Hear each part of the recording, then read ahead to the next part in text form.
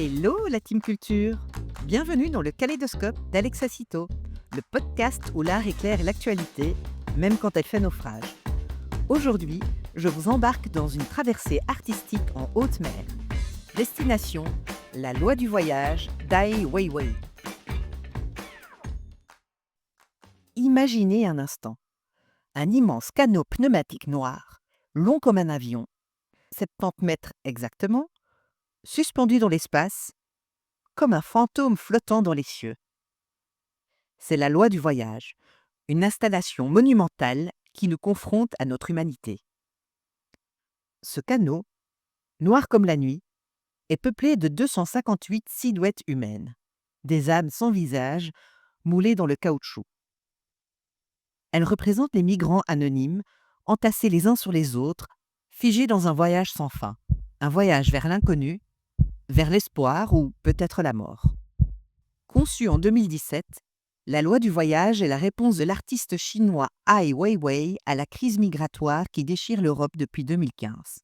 L'œuvre évoque autant un mémorial flottant qu'une accusation silencieuse.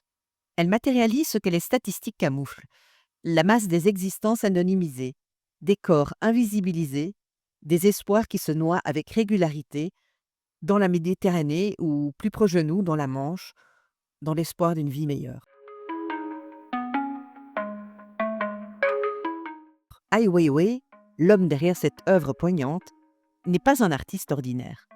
Architecte, photographe, cinéaste, il utilise son art comme une arme contre l'injustice. Né à Pékin en 1957, il a grandi dans un camp de rééducation, un bagage chargé de silence et de censure qui a forgé son regard critique sur le monde. En 2008, il participe à la création du célèbre nid d'oiseaux pour les Jeux Olympiques de Pékin, mais devient ensuite persona non grata pour avoir dénoncé la corruption liée au séisme du Sichuan. Résultat, surveillé, détenu, puis déchu de passeport, il réussit à fuir le pays en 2015 et est aujourd'hui un nomade mondial de la contestation artistique. Depuis 2015, il documente la crise des réfugiés. Il s'est rendu à Lesbos, en Jordanie, en France, au Kenya, partout où l'exil s'écrit en noir sur fond de mer bleue. En 2016, il a recouvert les colonnes du Konzerthaus de Berlin de gilets de sauvetage récupérés sur les plages grecques et ayant été utilisés par des migrants pour traverser la Méditerranée. L'année suivante, il a réalisé Human Flow, une série d'histoires de migrants fouillant la guerre, la famine ou la répression, de cadres et travailleurs humanitaires tentant de les assister dans leur quête désespérée d'une vie meilleure. On a vu l'œuvre, rencontré l'artiste, maintenant ouvrons le journal. Que disent les faits? Cette semaine, Courrier International met en lumière le business sombre des passeurs, cette industrie qui prospère sur la misère humaine. Ainsi, selon l'enquête de The Economist repris dans le dossier, ces réseaux se sont professionnalisés au fil des années, au point qu'ils gèrent un marché florissant avec des filières aussi bien huilées qu'un entrepôt Amazon. Influenceurs TikTok vendant des passages comme des vacances au Club Med, interprètes de tous les continents, banquiers informels, agences de voyage clandestines. Environ 36 800 personnes ont ainsi traversé la Manche l'année dernière dans des conditions de risque extrêmes. Pendant ce temps, en France et en Belgique, on surveille les côtes à coups de drone et de jumelles thermiques.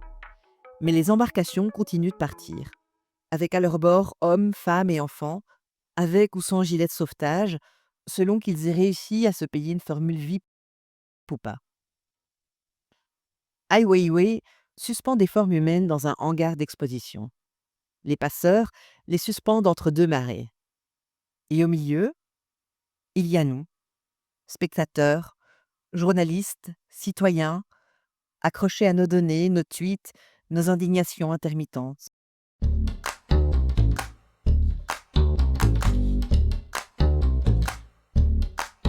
Vous étiez avec le Kaléidoscope d'Alexa Cito, un podcast qui regarde l'art en face et la réalité droit dans les yeux.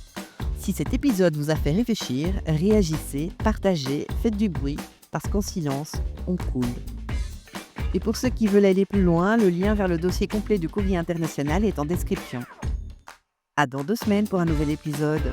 D'ici là, abonnez-vous au podcast pour ne pas manquer le prochain épisode.